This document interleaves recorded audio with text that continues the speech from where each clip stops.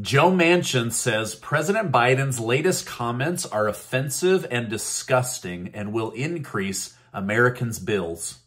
New details about the Nord Stream 2 pipeline attack and the Paul Pelosi attack are coming to light. Trump's presidential announcement will likely come within days of the midterm election, and Social Security, Medicaid, and Medicare finally get the attention they so desperately need. Thank you in advance for liking and sharing these videos with family and friends. I'm just a small news channel, so I really appreciate your support. Job growth in October was above expectations. 260,000 new jobs were added, opposed to the 190,000 that were predicted.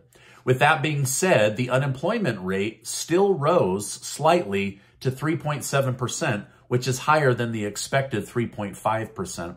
A higher unemployment rate typically means lower pay. So, according to the Federal Reserve, this could be what they're looking for with lowering inflation. So basically, they want less people working and those that are working making less money, and that they believe will cool inflation. Kind of backwards thinking to me. So on the one hand, this is claimed as good news. On the other hand, many economists are saying it doesn't matter how many new jobs the White House fills and brags about. If they don't focus on getting inflation under control, these are just jobs that don't pay people enough to live in the United States of America. Former President Donald Trump is about to announce his 2024 presidential bid.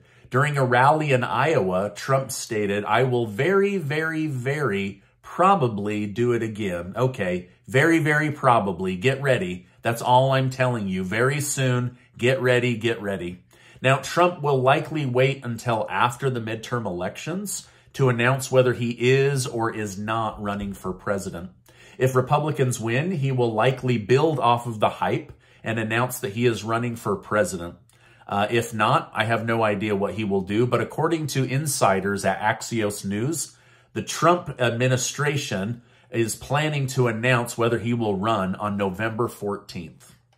Nancy Pelosi's husband, Paul Pelosi, has finally been released from the hospital after being violently assaulted in their San Francisco home. Pelosi is still recovering from a skull fracture and other wounds on his right arm and hand. However, doctors are expecting he will have a full recovery. Now, the mystery of the Paul Pelosi break-in continues. Reporters are now saying when the police came to the door at 2:30 in the morning, Pelosi answered it calmly and then walked back to the intruder instead of jumping towards the police or saying, "Help me, get me out of here," something like that. This is when Paul Pelosi grabbed at the hammer that the assailant was holding, and he was attacked right in front of the policeman. Now, it's not clear, again, why he would go back to his intruder. He didn't have a gun. He was like many, many feet back in the house.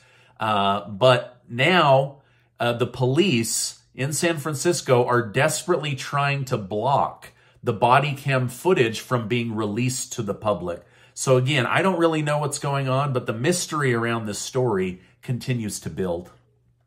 Well, one mystery may be building while another is being solved. We're starting to get a clearer picture of who the main actors were regarding the Nord Stream 2 sabotage attack. China and Russia have been using their cyber hackers to work together to find out who was behind the blast. Russia was able to hack into the then United Kingdom's Prime Minister's phone, Liz Truss, her mobile phone. They discovered that within minutes of the bomb exploding, she sent a random and totally out of context text message to Secretary of State Antony Blinken saying, "It's done." That's it. There was nothing before that, nothing after that, just "it's done." So though this isn't exact proof, it is very suspicious that it happened before the public knew and within minutes of the explosions actually happening. Russia believes this is the smoking gun as evidence against the United Kingdom and the United States for collaborating, on an attack on the Russian pipeline. But in the end, it's hurt Germany more than it's hurt Russia. As energy costs skyrocket here at home and even higher abroad, the rift between Senator Joe Manchin and the White House grows. Recently, President Joe Biden vowed to close every single coal plant in America. This would make electric bills higher than the average rent payment and mortgage payment, since the country is heavily dependent on coal and nuclear energy. Senator Manchin responded to President Biden by saying, President Biden's comments are not only outrageous and divorced from reality, they ignore the severe economic pain the American people are feeling because of rising energy costs.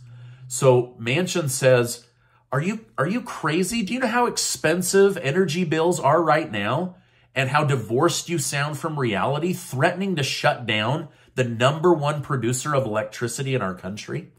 Manchin went on to say, comments like these are the reason the American people are losing trust in President Biden.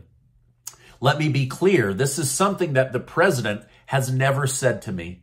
Being cavalier about the loss of coal jobs for men and women in West Virginia and across the country who literally put their lives on the line to help build and power this country is offensive and disgusting.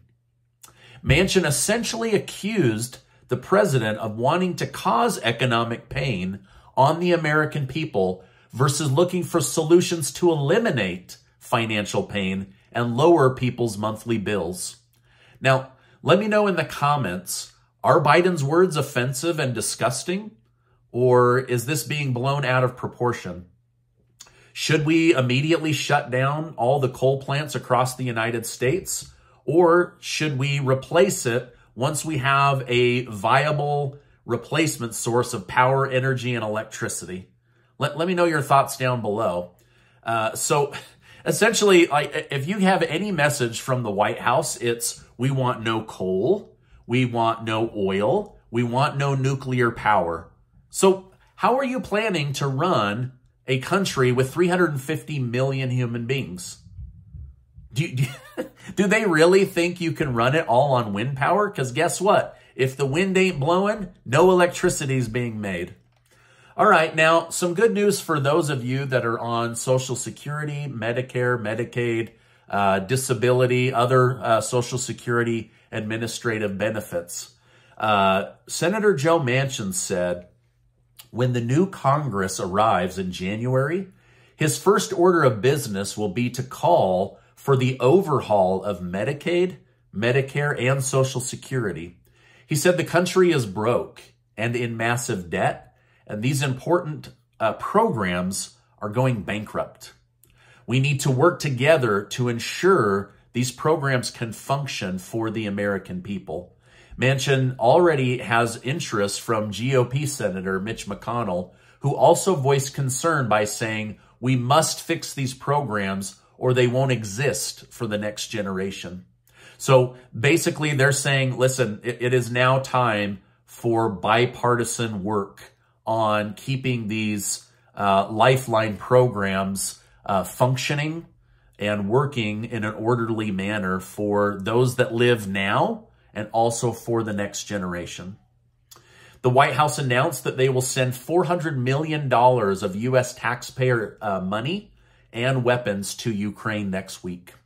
China's government-run newspaper, the Global Times, has attacked Joe Biden for having no courage to face up to domestic messes. The paper accused Biden of trying to cover up his own shortcomings by attacking his opponents so heavily. In particular, he was criticized for his handling of COVID, the Afghanistan withdrawal, and record-high inflation. While it hurts me to say this, China does have a point. Biden is paying very little attention to issues that concern voters, such as inflation, and he's worked so hard to make Republicans, and specifically MAGA Republicans, look bad. China's newspaper went on to say that Biden is more anti-Republican than he is pro-Democrat, and the voters are about to let him know they see him. Now, this is my update for today. As I know more, I will definitely come on and share more with you. Now, I have a new giveaway between now and December 18th.